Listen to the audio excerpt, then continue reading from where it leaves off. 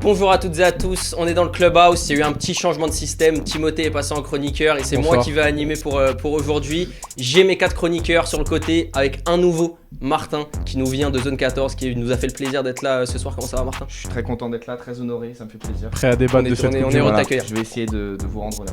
On est très heureux de t'accueillir. Aujourd'hui, émission spéciale foot, spéciale Coupe du Monde. On va faire le checkpoint de cette première journée de Coupe du Monde.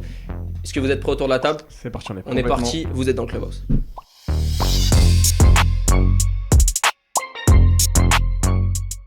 Donc, messieurs, on va commencer. Une petite question assez ouverte. Qu'est-ce que vous avez pensé de cette première journée? Que ce soit dans l'ambiance, est-ce que vous êtes rentré dans votre Coupe du Monde? Qu'est-ce que vous avez pensé même du niveau global de la compétition? Les horaires des matchs, c'est un peu spécial. Qu'est-ce que vous en avez pensé? On va commencer avec Idriss.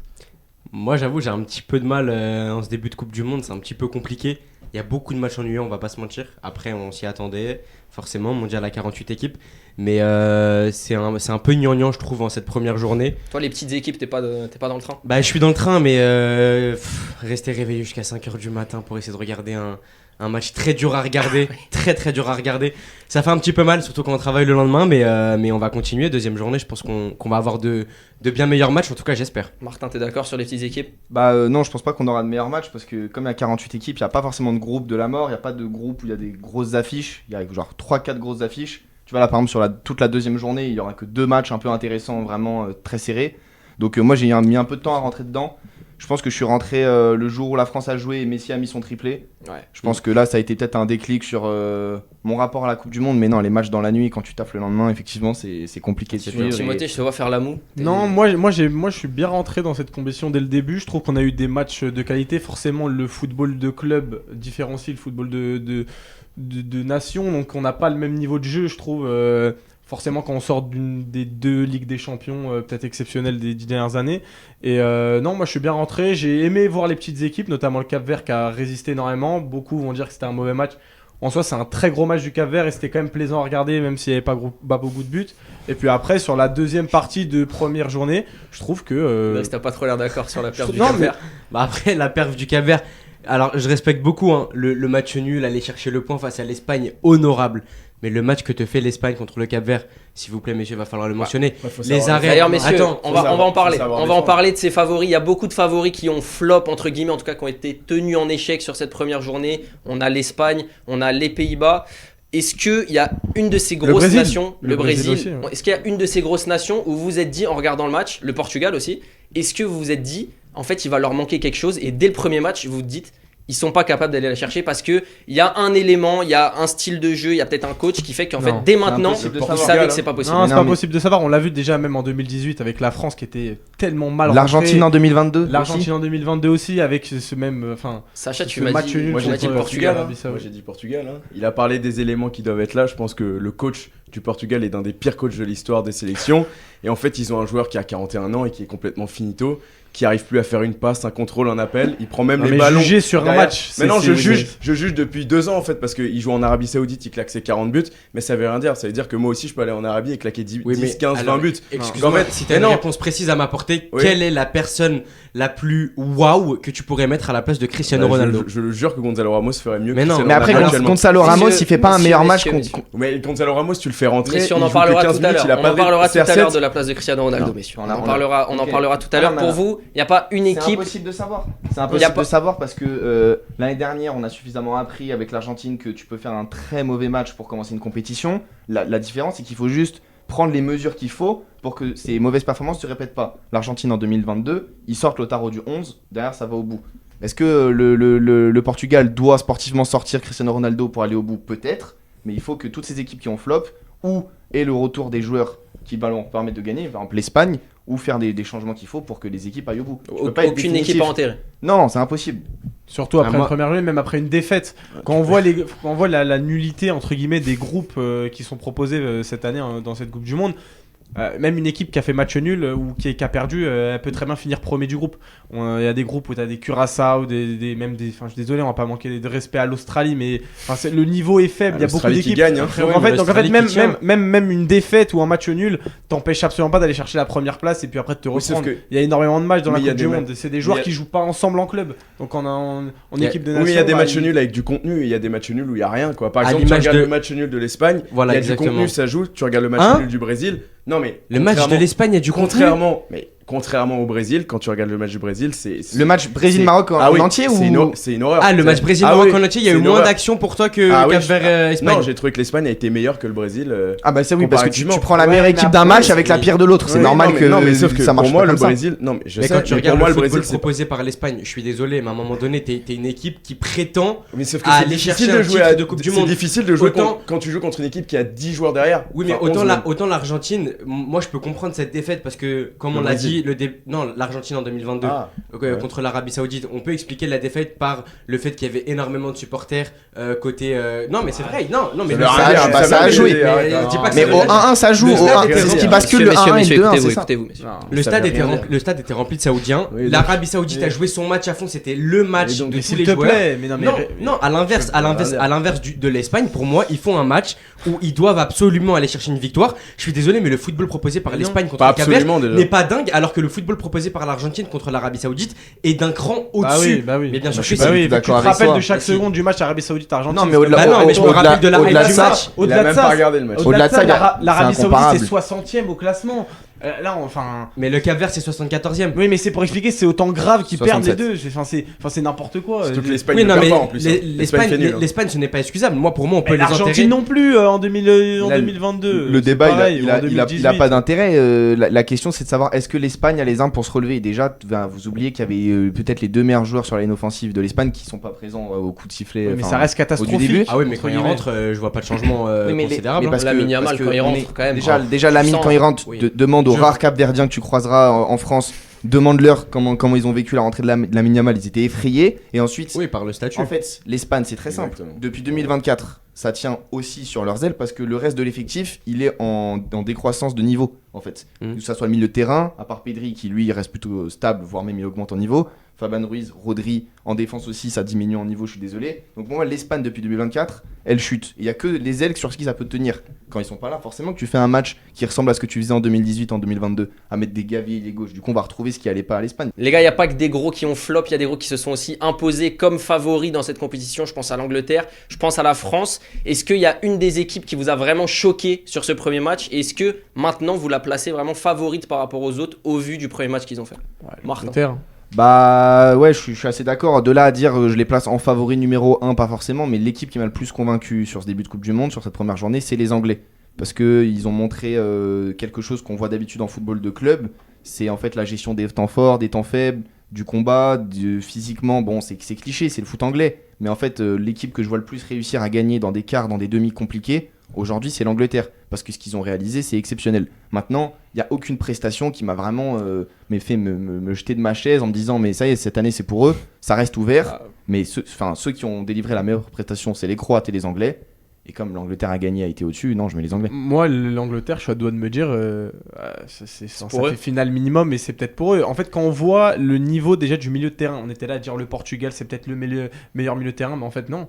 Quand tu vois que tu as des Anderson, des Rice, Bellingham aussi qui fait un match. Et Bellingham, voilà, comment j'allais oublier Bellingham. Bellingham, Anderson et Rice qui, Mais ils sont complémentaires. C'est injouable et c'est complémentaire. Oui. Ils sont partout sur le terrain à n'importe quel moment. Si c'est pas Anderson, ce sera Bellingham, c'est pas Bellingham. En fait, ils sont partout.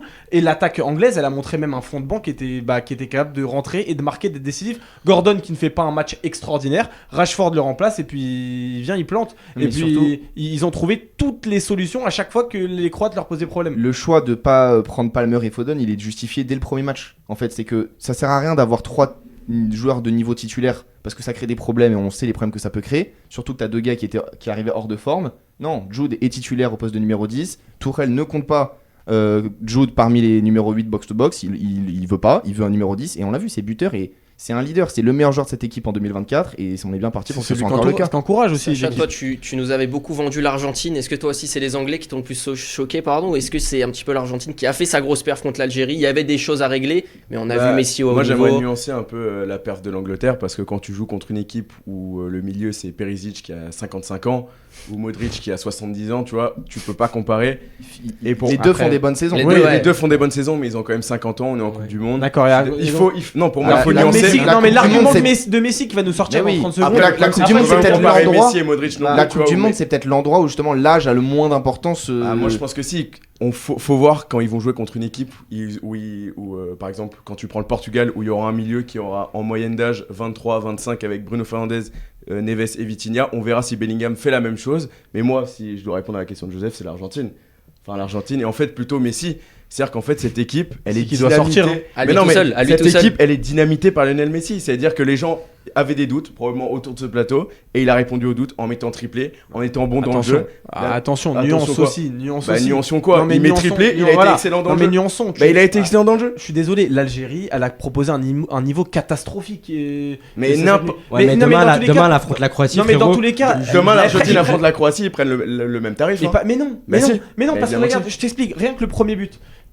L'erreur de Lucas Zidane, moi je suis désolé. Non, sur le premier, il fait une faute de main.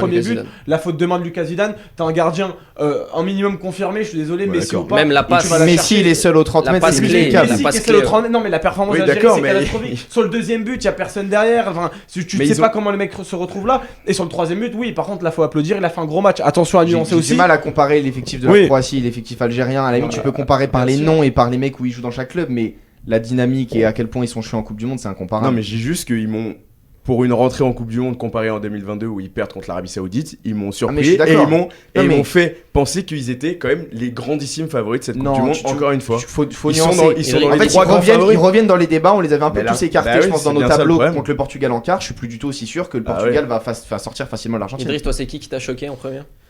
Moi, ça reste quand même la France parce que malgré le match très moyen qu'ils proposent au départ, il y a quand même une réaction qui se fait très nettement et très, très naturelle, j'ai l'impression. Il y a quand même un collectif qui est en place et à l'image de l'Angleterre, ce qui est fort, c'est que j'ai vraiment l'impression de voir limite un club quand je vois l'Angleterre, quand je vois la France. Tu vois un club avec la France ? J'ai l'impression de voir un club avec la France. Alors, c'est moins visible que ce que m'a proposé l'Angleterre face à la Croatie, mais j'ai quand même l'impression qu'il y a un collectif vraiment structuré.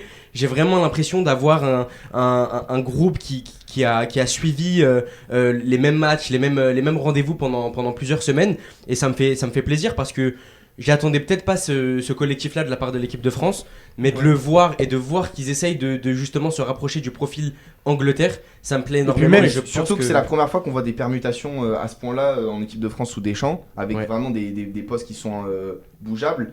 Ils ont un peu de mal pour l'instant à être parfaitement à l'aise avec ça, mais si jamais tu arrives à gérer ce football-là et à permuter constamment, tu vois, par exemple sur le but de Barcola, en fait c'est Mbappé qui prend à gauche. Koulibaly est complètement perdu, Barcola il part. Si tu fais ça toute la compétition, ça va être très compliqué de nous sortir. Messieurs de la France, on a parlé de la France. Ousmane Dembélé qui pond une performance compliquée. Là, j'ai 5 noms sous les yeux. C'est des noms des joueurs qui ont été extrêmement critiqués après leur premier match.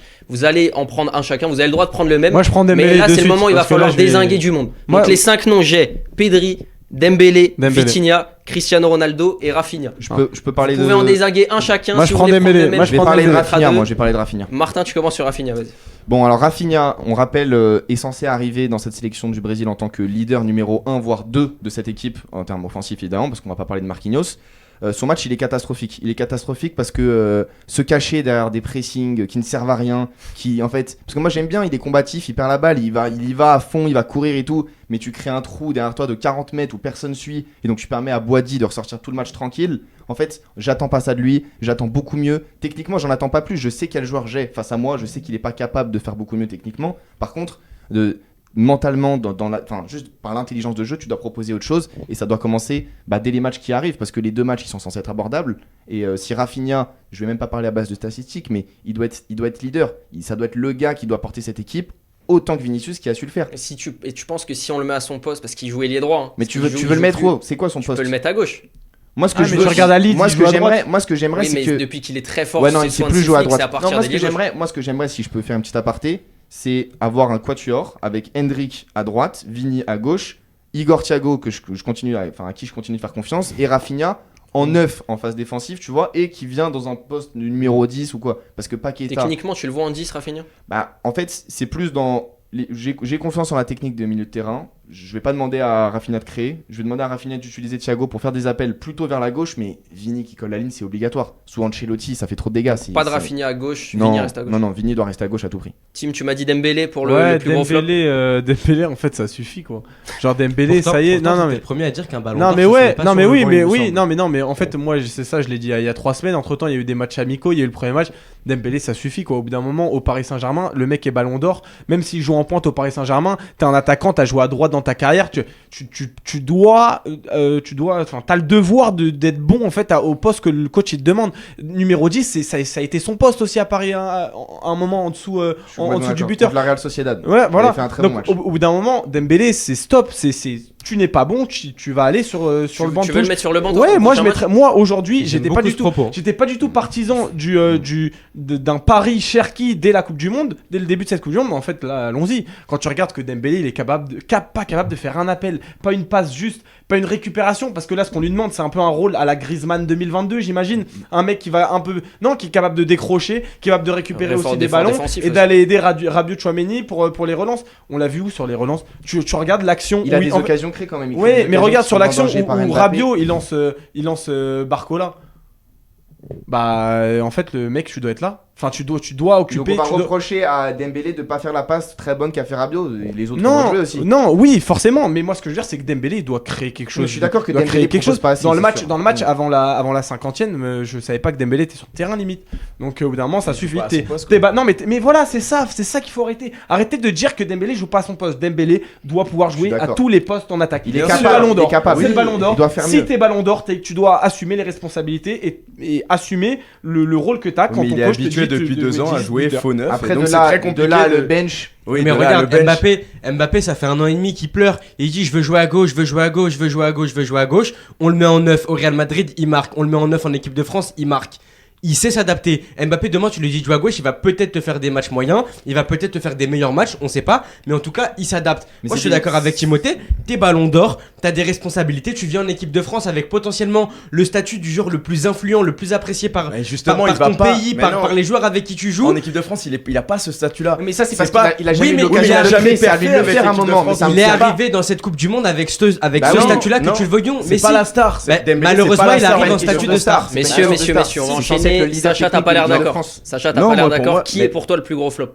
Cristiano Ronaldo. Oui, largement. Je pense qu'il est temps de raccrocher les crampons. Enfin, je pense que ces messieurs seront pas d'accord, mais il est temps de raccrocher les crampons. Non, mais sur son match, oui. Je suis non, mais en général, il est temps de raccrocher ses crampons et de retourner en Arabie. Parce qu'en fait, c'est plus possible. Non, mais techniquement parlant, physiquement parlant, il est pas là. Non, mais les tablettes de chocolat, c'est bien gentil, mais en fait, il y a un moment où il faut faire des appels, il faut être bon.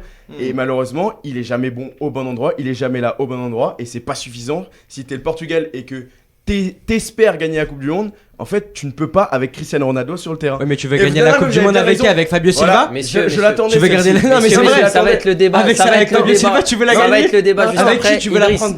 Quel est ton flop? Quel est ton flop? On va enchaîner. Quel est ton flop? Moi, mon flop, pour moi, et c'est pour moi le plus gros flop depuis ce départ de Coupe du Monde, c'est Pedri. Parce qu'en fait, non mais quand tu joues le Cap-Vert et que tu as cette responsabilité dans le milieu de terrain avec Rodri qui est un peu sur une nul à chier. Oui, non, mais qui est sur une reprise où il revient peu à peu après sa longue blessure. D'être le leader technique surtout. Pedri doit clairement être le magicien de cette équipe. Je suis désolé, je n'ai vu absolument aucune magie dans ce match. T'es dur, il y a au moins 4-5 occasions créées, Pedri, des louches qui sont il y a 5 occasions. Voilà, 5. Des louches, il finit sur une tête d'Oyarzabal qui finit tranquillement dans les ballons du gardien. Je suis désolé. Après, Idriss, pour moi, de ce que j'ai vu du match, sincèrement, Pedri c'est le meilleur espagnol sur le terrain. Bah oui, largement. Je suis très honnête. Mais largement. Peut-être qu'il y a le cœur qui parle. Pour moi, est-ce que pour toi c'est Pedri le problème de l'Espagne sur le match face au Cap-Vert? Non, Pedri n'est pas le problème de l'Espagne. Mais en sachant, avec son statut, pour toi c'est lui qui aurait dû. En sachant qu'il n'y a pas Lamine Yamal et qu'il n'y a pas Nico Williams sur le terrain, tu sais qu'on va plus ou moins compter sur toi. Après, t'as un ballon d'or sur le terrain, t'as Rodri. T'as un ballon d'or, mais t'as un ballon d'or. Tu sais même pas comment il est ballon d'or. Il y a 2 semaines encore, il était en béquille. Arrêtez vos bêtises.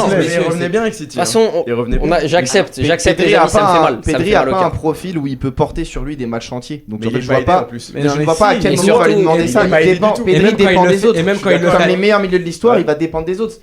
Jude ne dépend pas des autres parce qu'il a un profil plus offensif où il va pouvoir carrer des matchs. En fait, Pedri c'est plus compliqué s'il n'est pas aidé par des mecs qui jouent en pantoufle devant. Oui, Fabien. Non mais même. Mais Fabien, il est horrible son match. Ah oui, et Rodri pareil, il joue en marchant. Donc en fait, tu peux pas gagner un match en marchant. Moi, dans tous les cas, Pedri, ça doit être le leader technique de cette équipe en l'absence de Yamal, d'un Nico Williams, de ce que tu veux. Et c'est lui qui doit créer à l'image d'un Bellingham. C'est lui qui doit prendre ce rôle-là. Aujourd'hui, on nous vend Pedri depuis 2 ans. Les pros barcelonais, c'est le meilleur milieu du monde. Il tabasse Vitinha.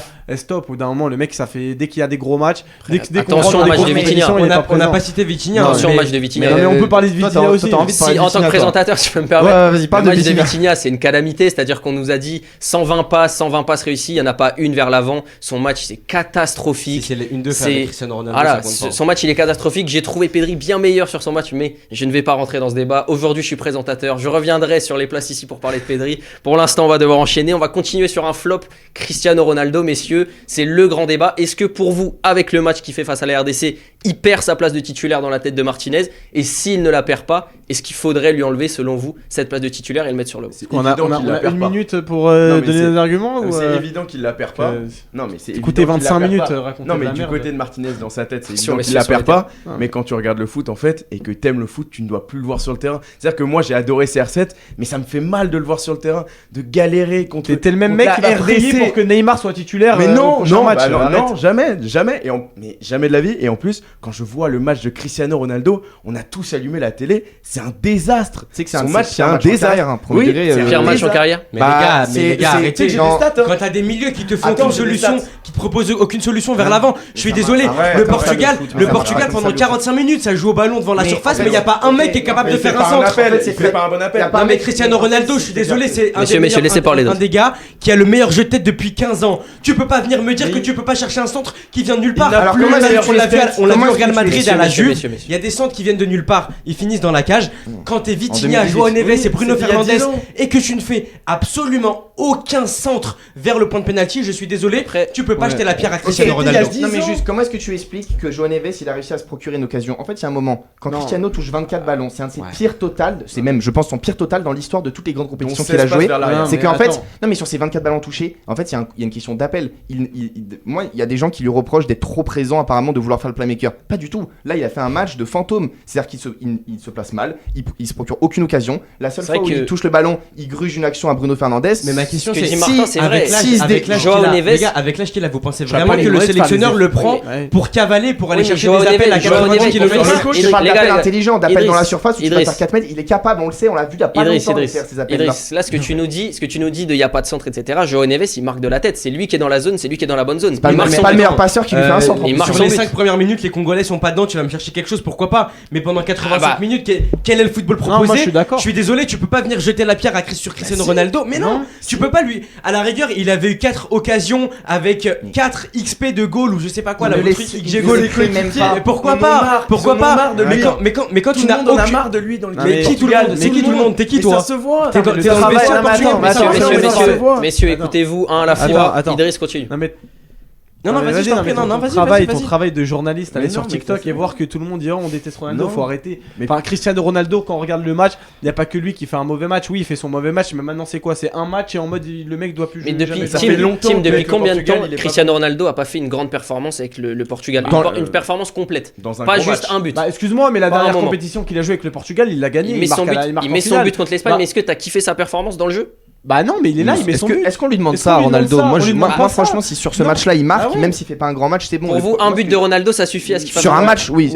Sur un match, oui. Parce qu'aujourd'hui, à son âge et à son profil, oui. Je pense qu'on lui demande pas d'être là on lui demande de marquer pour reprendre des centres et juste être là à la finition. Alors oui, contre le Congo, il a eu deux grosses occasions. Oui, c'est manqué. Mais après, est-ce qu'on en est là? Donc là, il a pas marqué. Non, il a pas marqué. Il a pas marqué, donc il fait un mauvais match. Il a rien créé, il a rien marqué. Mais la question c'est est-ce qu'on doit le mettre sur le banc? Bah pas du tout. Bah si. Mais quand tu vois la dernière Coupe du Monde que Gonzalo Ramos, il rentre à la Suisse, il est titulaire, il met son triplé à la place de Cristiano. Est-ce que peut-être tu te dis c'est pas forcément le même Gonzalo Ramos? D'accord. Gonzalo Ramos en 2022, il est titulaire à Benfica, il fait des saisons, c'est peut-être la saison d'après, mais 50 buts. Là l'année dernière, je t'aurais dit franchement, Gonzalo Ramos doit être titulaire parce qu'il met genre quasiment 30 buts au PSG, il fait une grosse saison, même en jouant pas beaucoup de minutes. Cette saison, Ramos c'est très compliqué. Et surtout quand il est titulaire, c'est encore pire. C'est encore pire quand il est titulaire. On a bouffé du Ramos toute la saison, qui arrivait pas à mettre un pied devant l'autre quand il était titulaire.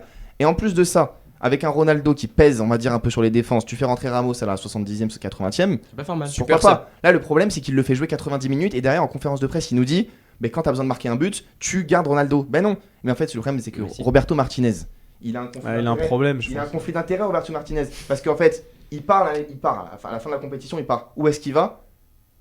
À Al Nasser, a priori. Donc en fait, évidemment que le gars il va pas vouloir se mettre à dos Ronaldo, alors qu'il va rejoindre son club dans 2 mois. Donc ça pose des questions en fait. On en est à faire, on en est à des. Mais l'hypothèse va pas si loin que ça, messieurs. C'est pas un complot. C'est pas un complot. Mais Cristiano Ronaldo, c'est le propriétaire d'Al Nasser. Oui, mais je suis désolé. Il y a 4 ans, il y a 4 ans, s'il s'embrouille avec lui, il signe pas Al Nasser.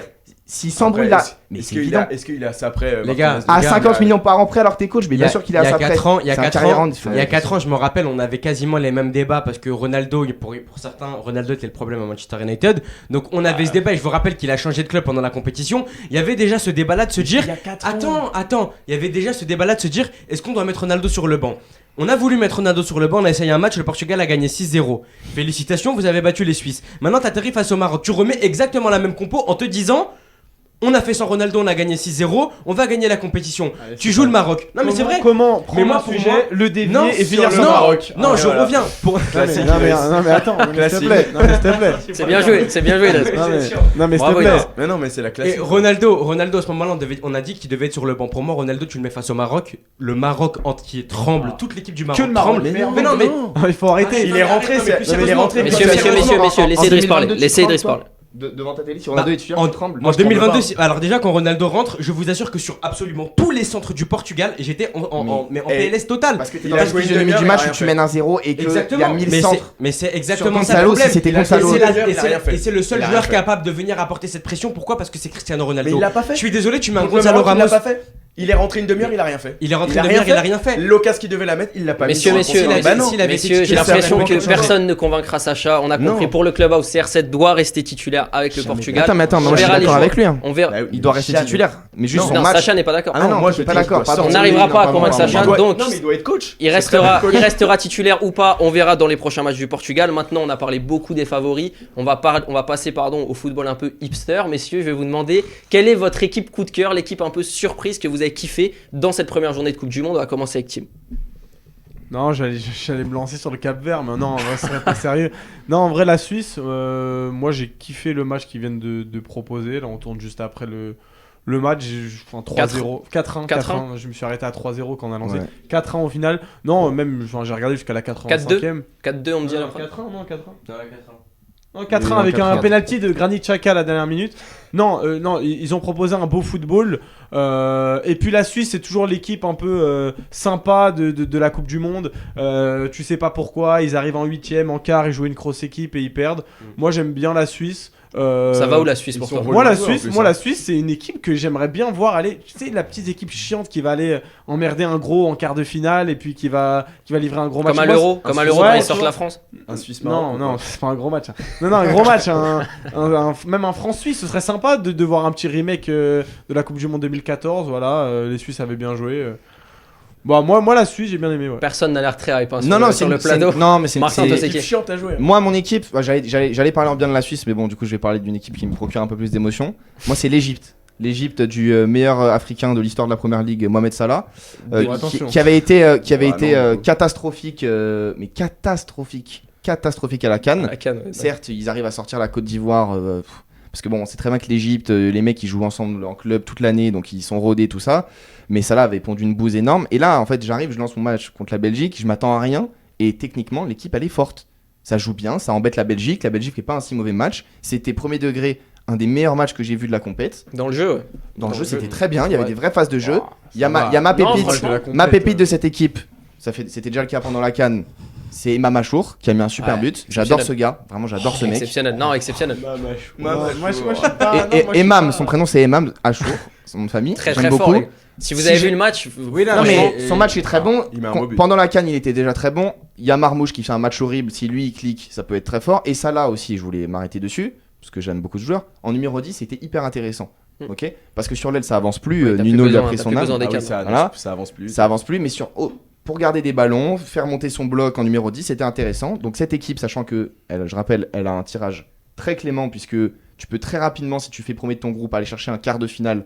Parce que ça finit devant la Belgique pourtant. Bah non, mais si tu. Là, il y a un 1. Oui, mais toi, tu les imagines de la Belgique. Bah, franchement, ça peut le faire. Je vais pas te dire que je les imagine, mais. Non, parce que je pense que sérieux, la Belgique. Vu les tirages, il y a un. Ils vont en planter 5, la Belgique. Bah oui, en fait, ça va jouer au goal average et la Belgique, Oui, mais t'es pas à l'abri de refaire un nul, un peu, tu vois, un peu perdu comme ça. Moi, je te dis que c'est fini.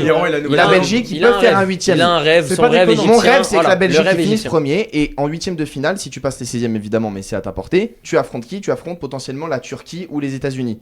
C'est un match abordable pour l'Égypte. Donc pourquoi pas messieurs, non, mais pourquoi pas l'Égypte en quart cette année? Turquie, États-Unis, je crois que c'était les deux équipes surprises de nos deux qui n'ont pas encore parlé, c'est ça? Les États-Unis pour Sacha, dis-nous tout. Moi j'ai bien aimé. En fait, j'aime bien cette équipe. Je pense qu'à domicile, ils peuvent faire quelque chose. En plus, ils ont quand même un numéro 9 que j'adore en Ligue 1, Balogun, qui marque encore un doublé. Très très bon. Moi, je trouve que ça joue bien, c'est collectif. Et pourquoi pas tenter quelque chose, un petit 8ème. Ouais, il y a des beaux noms et je pense qu'on les sous-cote tous autour de ce plateau et je pense qu'ils peuvent aller chercher un gros truc, surtout qu'ils ont un groupe très abordable, donc eux aussi peuvent faire un quart facile, ah oui, largement. Les tirages, Toi Idriss? Non, moi je pense que l'équipe qui m'a fait le plus plaisir en ce début de compétition, c'est le Maroc. Mais vas-y. Arrête, va dormir. Non, je rigole, arrêtez parce que vous allez commencer à me faire mal à la tête. Bah oui. Moi, l'équipe m'a très déçu, mais je suis encore dans le train et je pense qu'il y a moyen d'aller chercher quelque chose encore.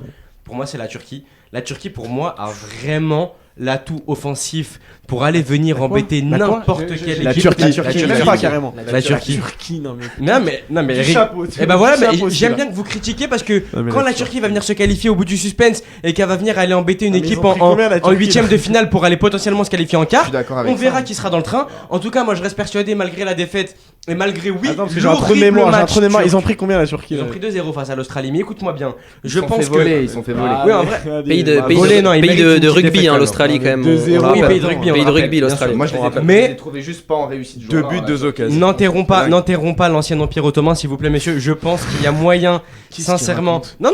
Regardez bien, plus sérieusement, regardez bien la Coupe du Monde qu'ils vont faire. Moi, je pense sérieusement que Kenan Yildiz, s'il se réveille et qu'il sort de sa blessure correctement, je pense qu'il peut emmener les siens.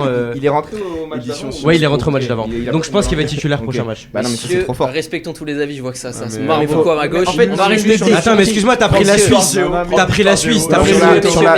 Sur la Turquie, nous parle d'Empire ottoman. Ces trois équipes, elles ont des tirages plutôt faciles. Abordable. Il y a une de ces trois équipes qui va potentiellement jouer un quart de finale, enfin jouer un 8ème pour se qualifier en quart. Ça va, Idriss, il a vu Kenan Yildiz, messieurs, on prend le calepin, on note les pronos de tout le monde, on verra à la fin de la compétition, qui ira le plus loin. On va enchaîner sur les coups de cœur, messieurs. Je me mouille plus quand même. Cette fois-ci, messieurs, cette fois-ci, on va parler du match coup de cœur de votre première journée. Vous n'êtes pas obligé de me dire le plus gros match, où il y a le plus haut niveau. S'il y a un joueur, une équipe qui vous a fait kiffer, un moment. Quel a été pour vous le match qui vous a fait kiffer dans cette première journée de Coupe du Monde, Martin?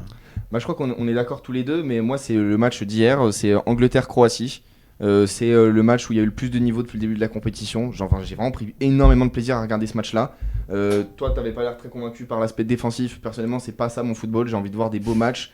En fait, c'est pas tant la défense qui ont mal joué. Je trouve que c'est les attaques qui ont vraiment primé, que ce soit les Croates ou les Anglais, avec à chaque fois des exploits individuels. Ok, il y a une erreur de marquage sur le but de Kane, il y a des fautes, je suis d'accord, mais tu retiens pas de ce match-là une défense à l'agonie qui fait n'importe quoi, et c'est pour ça qu'il y a 6 buts dans le match. Non, on a eu un vrai duel physique avec des équipes déséquilibrées sur le papier qui étaient équilibrées dans le jeu, et non, mais c'était un plaisir. J'ai adoré. Je préfère allumer ta télé pour ça que pour Panama-Ghana par exemple. C'est ça, c'est ton football. Je dormais, j'ai pas vu le match. Ouais, c'est ton football. J'ai vu 0-0 mi-temps, je suis parti dormir. J'ai regardé le match. Valait mieux de pas le regarder. Horrible. Sincèrement, c'était insupportable. Il faut faire des choix. Moi, je suis d'accord avec Martin. Comme ça, il va pouvoir rebondir après sur moi après. J'ai beaucoup aimé le match Angleterre-Croatie. Je pense que c'est le match où il y a eu le plus de qualité de jeu et même on kiffe. Tu regardes ce match entre potes, tu kiffes quoi. T'as des actions de fou, c'est bien construit des deux côtés. Voilà, rien à dire. Mais moi, il y a un petit match que j'ai kiffé. C'était Maroc-Brésil, personnellement pour mon ami Idriss qui m'a bassiné pendant 2 semaines qu'ils allaient battre le Maroc. Non, ça m'a fait plaisir. Qui allait battre le Brésil. Non, ça m'a fait plaisir de voir le Maroc, qui ont bien joué 20 minutes. Voilà, bien joué 20 minutes. Après, pendant 70, ça a été plus compliqué pour le Maroc. Au foot de sélection. Non, mais ça a été compliqué. Après, si ton combat c'est de jouer 20 minutes. Voilà, si tu joues 20 minutes et après tu te mets à 11 derrière, bon voilà. Mais ça m'a fait plaisir de voir. C'est avec ça que tu veux gagner la Coupe du Monde là. Tu sais qu'il y a un vent de raciste qui est là depuis 3 mois. Messieurs, attention sur les Non, mais c'est vrai, parce qu'à chaque propos du Maroc que j'avance, il y a des phrases. On dirait que je parle du Botswana. Non, mais moi, si je peux juste finir mon propos. On va laisser Tim finir, ensuite Idriss, si je peux juste finir 10 secondes de propos. J'ai bien aimé aussi la paire de Vinicius. On sent qu'il a les jambes. Qui peut avoir ses éclairs de génie et retrouver le Vinicius. Voilà, beaucoup de gens vont parler de Kylian Mbappé qui le poisonne un peu entre guillemets en club. Avec le Brésil, le voir comme ça dans les. Ça peut devenir la star, ça peut être la star, ça peut être sa Coupe du Monde à Vinicius. Ouais, ça peut être sa Coupe du Monde. Donc, et puis moi j'ai parlé du Brésil avant la Coupe du Monde, d'une équipe que j'aimerais bien voir aller loin et que je vois aller loin en demi-finale. Ouais, moi demi-finale pareil, c'est ce que je vois pour le Brésil. Et avoir un Vinicius leader, ça me ferait kiffer. Voilà. Idriss, j'étais content de voir ce premier match du Brésil. Idriss, est-ce que toi c'est ce Maroc-Brésil qui a été ton match préféré ou c'est un autre? Il fait partie de mes matchs préférés. J'avoue que l'Angleterre-Croatie, c'est vrai que j'ai avancé le fait que les phases défensives pour moi étaient très médiocres sur ce match. Mais en vrai, je préfère largement assister à un match comme ça plutôt qu'à un vieux 0-0 et n'avoir absolument aucune occasion. Par contre, moi ce qui m'étonne et que vous avez toujours pas mentionné, et je vais tout mélanger, mais Ayoub Bouadji. Non, c'est pas le débat. Tais-toi. On parle de toi. Non, si, parce qu'on parle d'un joueur. T'as dit un joueur, une action, un match qui nous a fait. Il a parlé de Vinicius. Il reprend tes mots. T'as aimé un match pour un joueur. Donc toi, c'est Maroc-Brésil pour Bouadji. Mais pour Bouadji, mais bien sûr que oui. Rafinha, il presse, donc il laisse un espace de 40 mètres. Donc évidemment, il peut tout faire avec le ballon.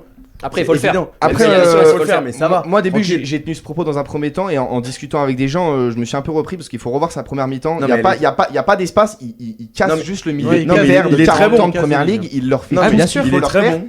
Juste. Mais tranquille. Faut se calmer.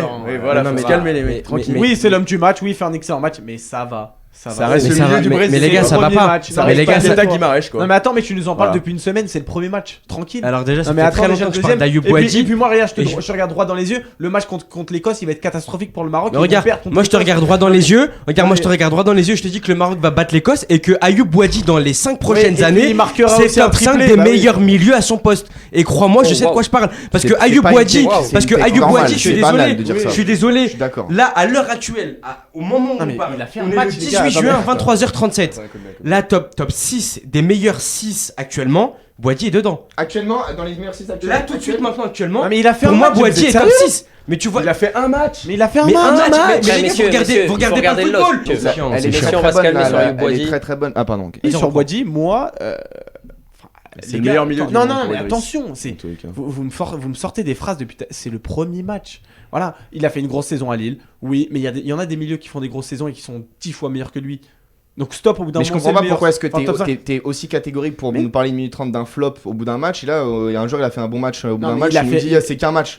C'est qu'un match. Donc quand un mec est nul, un match ça suffit pour dire qu'il est nul. Quand un mec est fort, un match ça suffit pas pour dire qu'il est fort. J'ai dit qu'il était nul pour un match. J'ai dit quel joueur a été nul sur un match. Je me souviens même plus de qui t'as parlé. Mais il y a une séquence, on a tous dit nos flops. Quand il parlait de Ronaldo, t'as dit ouais ça y est, un match on doit plus le mettre parce qu'il a été nul, etc. Oui, mais c'est la même explication. Tu peux pas dire à un joueur qu'il a été nul sur un match. Tu peux pas dire qu'il a été exceptionnel et le mettre en top 5 des meilleurs milieux cette année parce qu'il a fait un match. De manière générale, on a le droit de s'enflammer. Moi, juste ce que je dis, et je l'ai déjà beaucoup dit, je ne suis pas choqué du match de Bouadji. Parce qu'en fait, ce gars-là m'a habitué à ses perfs en Ligue 1, il m'a habitué à ses perfs en Ligue des Champions. En fait, le match qu'il fait, c'est une copie conforme de ce qu'il fait au Real d'Ancelotti en 2025. Ce qui est choquant, c'est de le faire dans ce contexte au Brésil. Non, mais dans un premier match aussi important, là où sa deuxième sélection, il faut pas banaliser le fait qu'il fasse ça pour deuxième sélection, tout ça, mais ce que tu dis, c'est que tu sais qu'il sait faire. Il sait faire. Et en fait, quand t'as le milieu du Brésil, moi j'ai dit le Brésil en demi en sortant les Anglais en quart, mais je me retourne, j'ai peur, j'ai honte d'avoir dit ça un peu. Le milieu il est catastrophique. Heureusement que Fabinho rentre à la mi-temps, mais ce match-là était un bon match. Le Maroc n'a pas joué. Fabinho rentre à la mi-temps. Ah bah oui. Oui, pour le Maroc. Heureusement pour le Maroc que Fabinho rentre à la mi-temps. Mais vous êtes fous. Ah non, mais le match de Fabinho Arabie Saoudite. Oui, 41 ans là. Mais faut arrêter. Mais Fabinho il change. Mais Fabinho il change le match. Vous êtes au courant ou pas? Il relance le match pour le Brésil. Si jamais le Brésil a pu un peu calmer, je dis pas que c'est un très bon joueur. Oui, exactement. Mais non. Mais c'est ce qu'on a demandé. On a demandé de calmer le match parce que les Marocains, mais ils bouffaient les Brésiliens dans tous les compartiments physiques du jeu. Tu sors. Arrêtez. ils ont fait 20 excellentes minutes. Oui, il y a 20 excellentes minutes et après c'est équilibré. C'est équilibré parce que derrière, après la pause fraîcheur et le but, Ancelotti remobilise ses équipes. Ensuite, il y a la mi-temps qui arrive, il y a les changements et là le Brésil reprend le contrôle. A changé le visage du Brésil. Bah je te dis que je te dis aujourd'hui Fabinho qui rentre pas. Fabinho il rentre pas. Non mais moi je me dis droit dans les yeux, le Maroc a fait une excellente première 20 minutes, c'était extraordinaire. Je pense que l'équipe s'est reprise le Brésil, mais Fabinho qui rentre, enfin non mais on en est à attendre un mec de 41 ans d'Arabie Saoudite. J'ai jamais dit ça, c'est pas un propos. Non mais il a pas été bon, il a pas été bon. Tous les deux on avait un point commun, on voyait le Maroc flop. On voyait le Maroc flop tous les deux. Moi maintenant et l'humilité de faire ma démarche de dire pardon, le Maroc nous a agréablement surpris et de dire que en fait finalement cette équipe, pas forcément je la vois pas flop, mais cette équipe m'a convaincu. Toi tu restes dans ta tech de base. Ah oui non ils m'ont pas convaincu. Fais avancer ton propos. C'est pas parce que t'as dit avant qu'ils allaient pas flop que tu dois tenir un agenda. J'ai regardé 20 minutes du match. On a beaucoup parlé de ce Maroc-Brésil. Sacha, tu vas finir avec ton match coup de cœur. On va devoir enchaîner. Dis-nous tout. Bah honnêtement France-Sénégal. Je partirais plus sur la seconde période parce que la première période m'a quand même bien endormi. On a parlé du match. On a dit un match complet. Il va falloir prendre la première période avec. Bah, je te dirais France-Sénégal alors parce que j'ai trouvé la France quand même impressionnante sur la globalité du match. Qui a joué 20 minutes. Qui arrive à non, ils ont pas joué 20 minutes. Ils jouent 20 minutes. Déjà, ils ont joué 45 minutes. Déjà, ils ont joué 45 minutes. 35. Et ils arrivent à changer le rythme. En fait, dès qu'ils ont eu un problème, ils ont réussi à le régler. Comme les Anglais. Quand il y a 2-2, tu dis pas oh là là, ils ont. Bah non, tu dis pas qu'ils ont été nuls la première mi-temps. Non, ils ont été excellents tout le match. Mais là, on parle d'un match. Un match, c'est un scénario. Ils ont été bons. Équipes, c'est pas ils ont été bons parce qu'ils ont galéré en première période. Le Sénégal a mis la pression. Ils ont tenu contre le Sénégal en première période. Le Sénégal aurait pu très bien ouvrir le score avec Jackson notamment. Mais tu l'as kiffé la première mi-temps. Tu t'es dit c'est un bon duel défensif. J'ai pas dit que j'ai kiffé le match. J'ai pas dit que j'ai kiffé. J'ai juste dit que le match dans sa globalité et c'était un bon match de l'équipe de France et je me suis régalé devant ce match. On va respecter l'avis de Sacha. Non, mais j'ai dit c'est Angleterre-Croatie. Viens me dire devant moi que t'as pas kiffé France-Sénégal. Non, j'ai pas kiffé, mais on va enchaîner, messieurs. On va se projeter. Irak-Norvège était un très méchant match. Oui, on a très méchant match. Mais messieurs, on va se projeter. Messieurs, on va passer à la deuxième journée. Il y a deux grosses affiches qui ont retenu notre attention. Pour moi, c'est donc ce Côte d'Ivoire-Allemagne. Et il y a un deuxième duel Afrique-Europe entre Norvège et Sénégal. On va commencer par l'Allemagne-Côte d'Ivoire. Qu'est-ce que vous voyez ? On a vu deux équipes qui ont gagné leur premier match de poule. Qu'est-ce que vous voyez dans ce duel ? Moi, je vois les Allemands leur rouler dessus complètement. Vraiment, je sais pas. Mais en fait, le niveau de l'Allemagne m'a. Même si c'est Curaçao où j'ai trouvé que l'équipe était bien organisée. Non mais il n'y a pas de théorie, regarde, après je vais te dire que le Sénégal pour moi, tu vois, je rouler sur la Norvège. Mon fusil d'épaule, je pense que le Sénégal, les Sénégalais vont battre la Norvège. Pour toi l'Allemagne ça va battre facilement la Côte d'Ivoire. Oui, moi je vois vraiment 3-0. Mais Sacha, t'es d'accord ? Vu la Côte d'Ivoire contre les. Sacha, t'es d'accord avec l'Équateur ? Attendez, on va faire un tour de table. Sacha, t'es d'accord ? Il gagne 1-0. Je suis d'accord avec Timothée, seulement si Sané est sur le banc. C'est-à-dire que parce qu'au premier match contre Curaçao, il a quand même eu 14 tirs, il a marqué 0 but. Ils en mettent 7. Oui, mais le problème c'est que t'as Sané, quand t'es dans un gros match, tu vas avoir besoin de lui, tu vas avoir besoin qu'il marque et donc il faudrait qu'il sorte parce qu'il est beaucoup trop nul pour ce match-là qui quand même est un gros match parce que la Côte d'Ivoire fait un énorme match contre l'Équateur, j'ai trouvé. Il marque, il gagne 1-0. Après, de là à aller battre l'Allemagne, je pense pas. L'Allemagne est au-dessus pour moi collectivement, même individuellement. Même si je peux dire un petit mot sur un joueur, c'est sur Nmecha que je. Ah, il a été très bon. Non, mais je pensais pas le voir titulaire honnêtement quand tu regardes là. Je me dis, tu vois, il y a des milieux de terrain qui ont légitimement le droit d'être titulaire devant lui. Non, et moi je l'ai trouvé très bon, force de proposition dans le jeu, autant défensivement qu'offensivement. Et ça peut être une clé. Voilà, je vais pas dire que c'est la clé de l'Allemagne dans cette Coupe du Monde, mais ça peut être une clé dans les prochains matchs.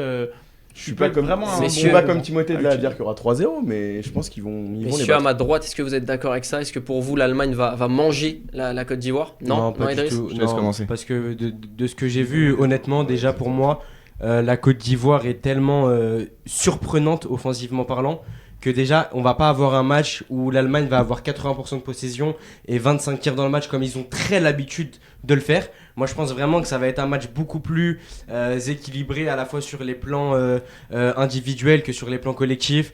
Je pense notamment aux phases défensives de la Côte d'Ivoire. Alors c'est vrai, ils sont pas très bons défensivement, mais je pense... Il y a du monde quand même. Il y a du monde, mais en fait il y a du monde, mais ça encaisse quand même pas mal de buts. Quand tu regardes sur la globalité de la saison ivoirienne, ça encaisse pas mal de buts, mais comme je l'ai dit, offensivement c'est très très fort. Donc moi je vois bien je ne dis pas que l'Allemagne va pas gagner, mais je vois bien un match quand même relativement serré, avec une victoire de l'Allemagne, mais vraiment arrachée dans le temps additionnel ou vers la fin du match. Martin, t'es assez d'accord ? Je suis plutôt d'accord avec ça. Ils vont pas les croquer.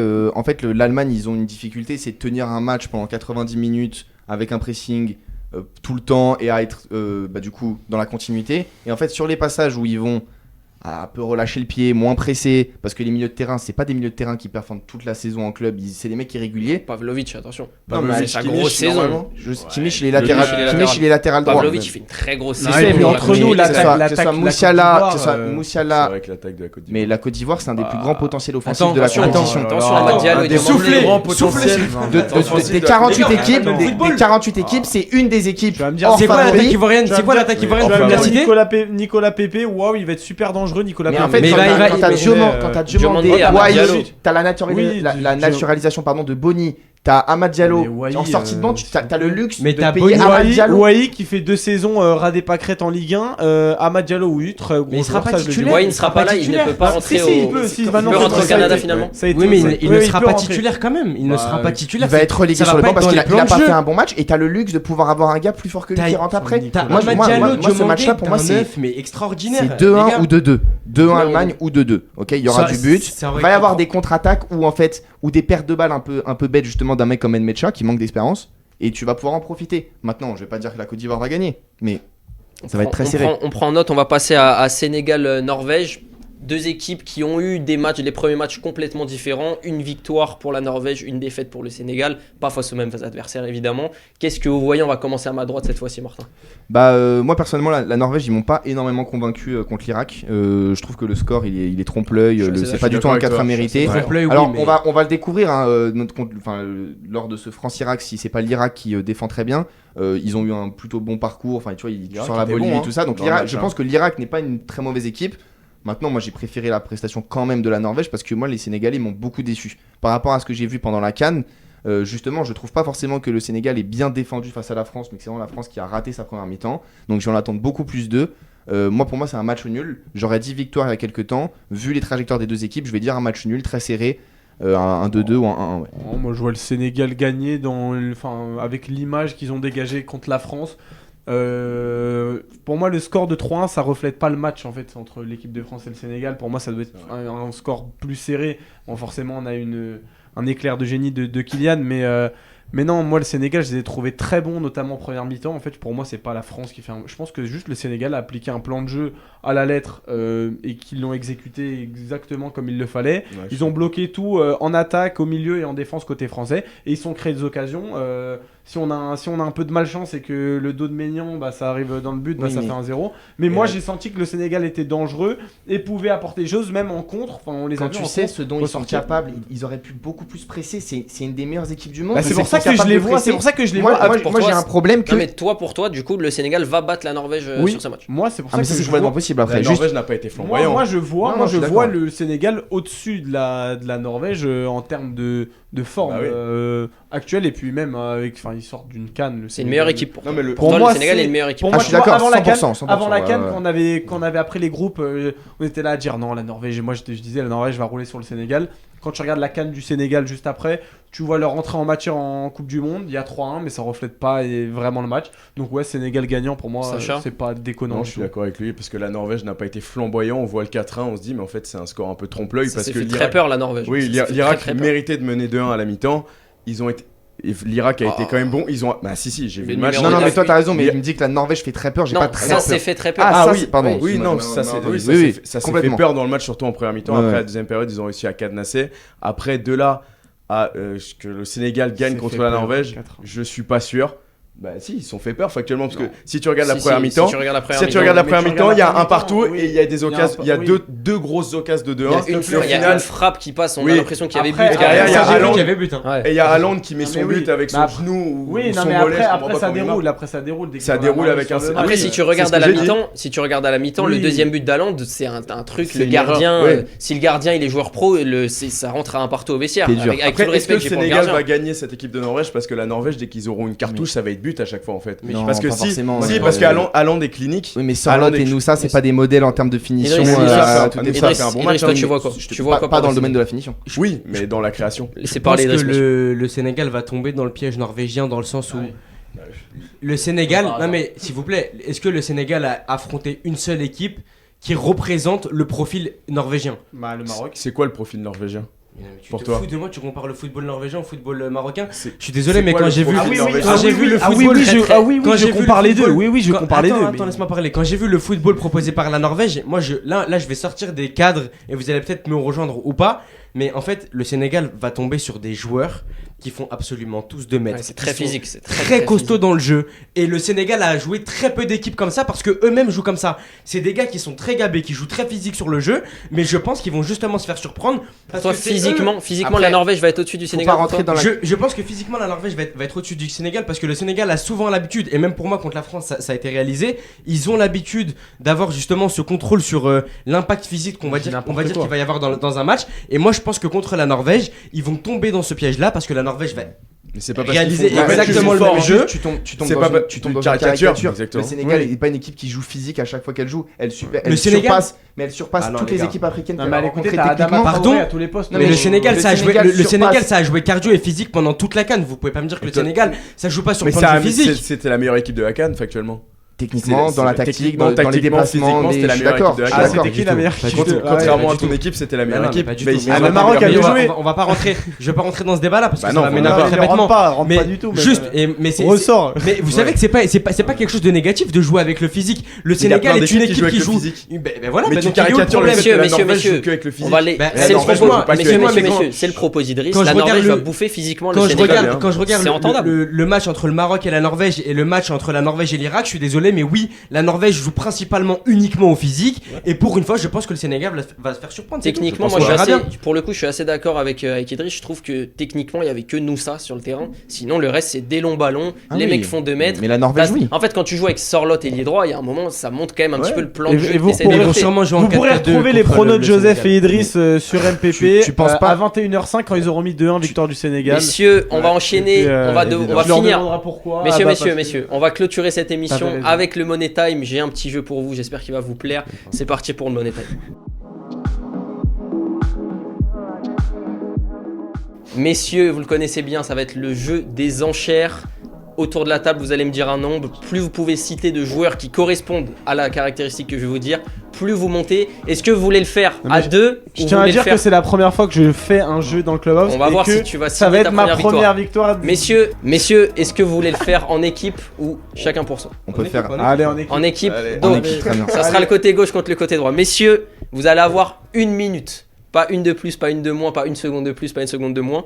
Pour me citer des joueurs qui ont marqué lors de cette première journée de Coupe du Monde.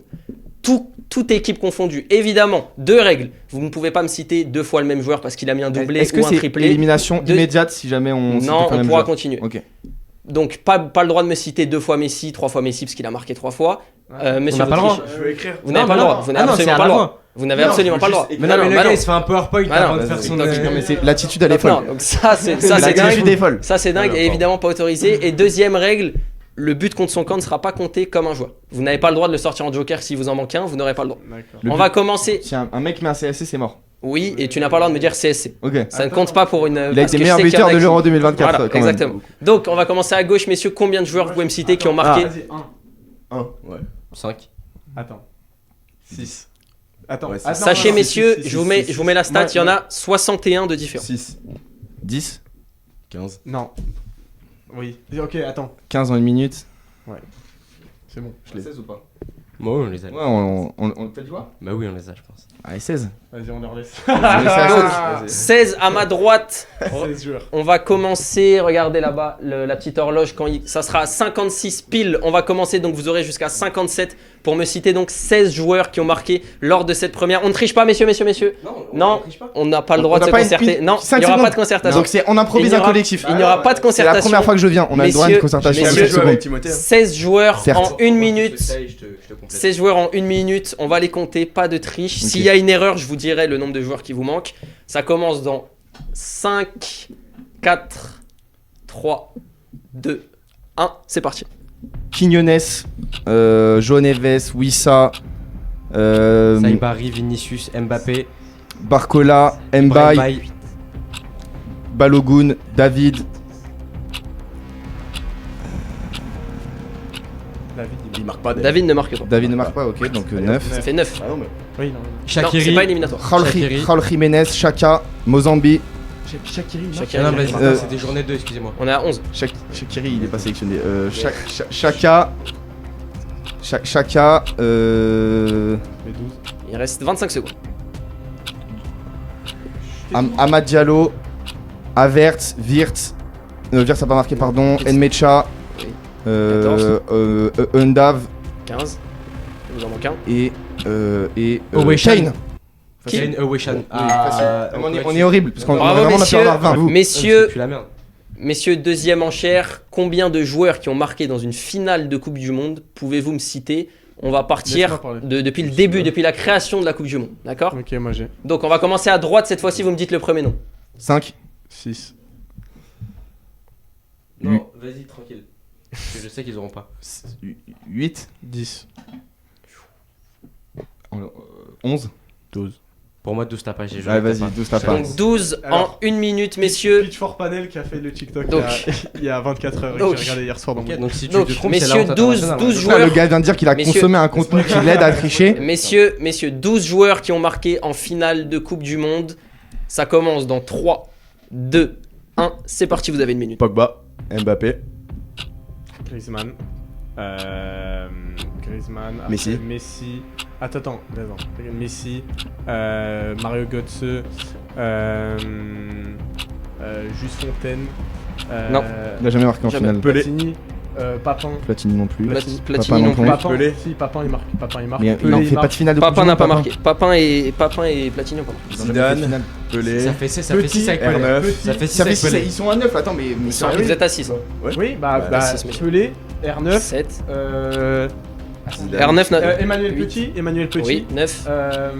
Il vous reste Iniesta. 20 secondes. Iniesta. 10. Non, bah non, il y en a. Georges Best. Non, Si. non. Van En Basten. finale. Van Basten. Van Basten n'a jamais marqué. Van Basten n'a jamais marqué. Non. Ruud Gullit. Non. C'est terminé, messieurs. C'est terminé. C'est terminé, En messieurs. plus, je pense que dans le lot, C'est ils étaient terminé, pas à messieurs. 11. Il y a eu une ou deux alors plus que gênantes. c'est c'est terminé, terminé, messieurs. messieurs. Machin, mais bon. Donc le point va à l'équipe adverse. Merci, 2 points. 2 points. Je n'ai pas de troisième, donc ça Mais fera non, 2-0, pardon, messieurs. excuse-moi. C'est la fin. C'est la fin du Money Time. Défaite cuisante pour Sacha et Ne pas Timothée. m'avoir. Ils ont tenté un passe-passe, il y a eu 5 secondes de blanc, Oui, aucune oui. connexion. Donc messieurs, merci beaucoup à tous d'avoir suivi le Clubhouse. J'espère que vous avez pris du plaisir autour de la table, messieurs. C'était Retrouvez-nous évidemment en live après tous les grands matchs de la Coupe du Monde. Il y aura des émissions, des checkpoints après chaque journée de la Coupe du Monde. Merci d'être sur le Clubhouse, merci de nous suivre. Bonne soirée à tous.